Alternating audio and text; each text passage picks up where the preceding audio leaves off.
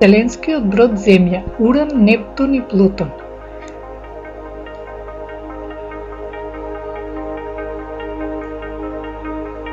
Земја, нашиот вселенски брод.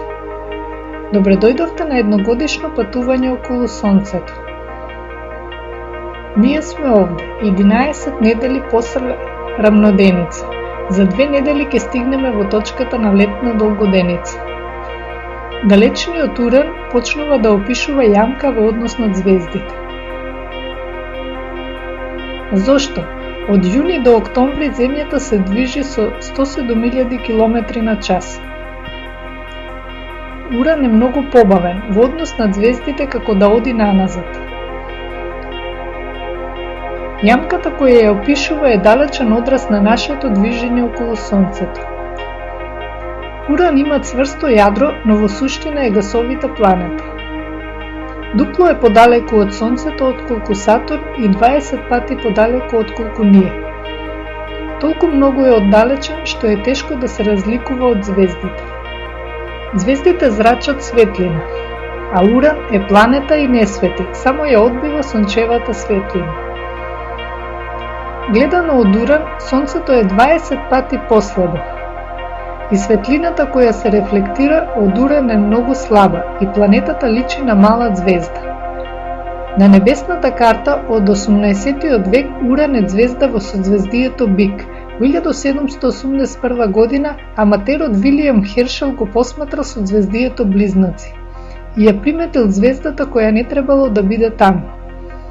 Приметил дека таа бавно се движи во иста рамнина како и планетите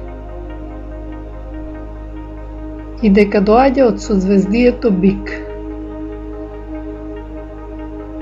Се покажало дека таа мала звезда е всушност планета. Хершел го открил Уран. Од давнина Сатурн се сметал за најоддалечената планета. Со откривањето на Уран, сончевиот систем се удвоил. Оската на Уран практички лежи на орбитата. Оската секогаш е насочена во ист правец и изгледа како Уран да се тркала по орбитата како топка. Се движи нанапред, а се врти наназад. Можеби во времето на настанување некој силен судир го превртел Уран и му ги навалил прстените и орбитите на сателитите така да личи на Сатурн.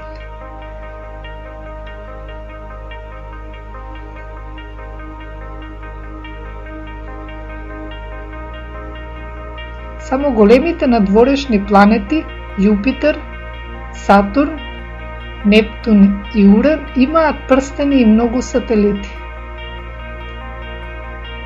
Малите планети Венера и Меркур се преблиску до Сонцето и немаат. Земјата е трета и Сонцето ни дозволил еден сателит, нашата месечина. Така орбитата на Уран станала нова граница на сончевиот систем. Но не за долго. Како и сите планети, додека кружат по својата орбита, Уран балансира помеѓу гравитацијата на Сонцето и сопствената инерција. Набрзо по откривањето на Уран на крајот од 18 век приметени се отстапувања во неговото движење. На Уран делувала уште некоја сила, можеби планета. Младиот астроном Леверие ја пресметал положбата на невидливата планета која кружи околу Сонцето позади Уран. Никој не му верувал, им пишал на Берлинската обсерваторија и набрзо на местото и во време кое Леверие го предвидел, ја откриле новата планета, Нептун. За прв пат некое небеско тело е откриено на основа на пресметки. Нептун е откриен во средината на 19 век, а необична случајност се случила 2 века порано. Секоја ноќ, крајот на декември во 1612 година, Галилеј го следел движењето на Јупитеровите сателити со телескопот кој сам го направил. Во почетокот видел 3 сателити десно и Ганимед лево од Јупитер. Следната ноќ видел само 3, затоа што Јо бил позади Јупитер. На 29 декември видел 4 сателити во оваа положба. Галилеј го забележал тоа, но погрешил. Во тој момент сателитот Европа бил позади Јупитер. Точката лево доле не бил четвртиот Јупитеров сателит. Тој бил Нептун, кој се нашол во линија со Јупитер. Меѓутоа Нептун е милиарди километри подалеку.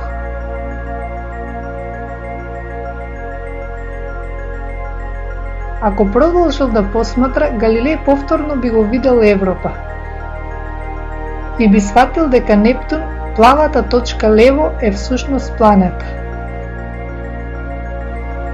Може би следната ноќ било облачно или Галилеј ја прославувал новата година со своите ученици и Нептун морал да почека уште 200 години. Нептун имал отстапување во движењето исто како и Уран. Многу астрономи се фрлиле на пресметување на положбата на таинствената планета која предизвикува отстапување. Во пресметки поминало повеќе од 1 век. Пронајдена е со подредување на 1000 фотографии, настанати во период од неколку денови. На сликата незината положба се менувала, што значи дека е планета.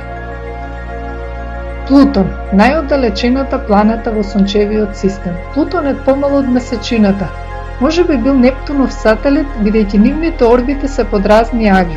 Може би орбитата му станувала се понеправилна, па се оттргнал и почнал да кружи околу Сонцето во својата орбита. Може би Плутон е сателит кој станал планета и кружи по многу навалена орбита. И другите сателити на Нептун имаат чудни орбити. Тритон се движи во спротивен правец и е се поблиску до Нептун. Тој ќе се распадне и неговите остатоци ќе паднат на Нептун или ќе влезе во системот на прстените. Тоа ќе се случи во рок од 100 милиони години.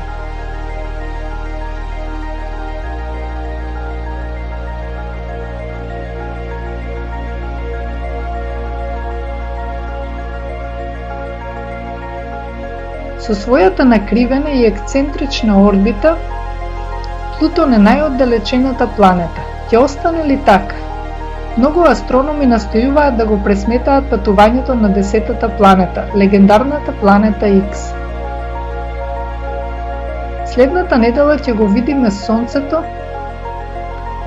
кое како и обично поминува преку небото одлево надесно. Сите знаеме дека всушност Земјата се врти околу својата оска. Гледајќи ја Земјата од космосот, да го споредиме тоа што го знаеме со тоа што го гледаме. Гледаме како месечината поминува по небото одлево надесно. Како и Сонцето. Никако. Месечината кружи околу Земјата. Од ноќ во ноќ можеме да го следиме нејзиното движење. Зошто тогаш изгледа како Сонцето и месечината да одат по иста патека?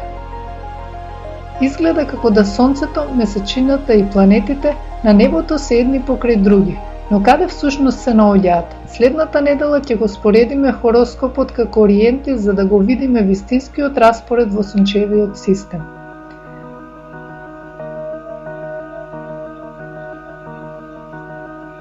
Кога ќе се сретне со Марс, а тоа е еднаш месечно, месечината како топка подскокнува горе-доле. Зошто? Следната недела ве водиме во Вселената за да ви го покажеме вистинското движење на Земјата, месечината и Марс во 3D.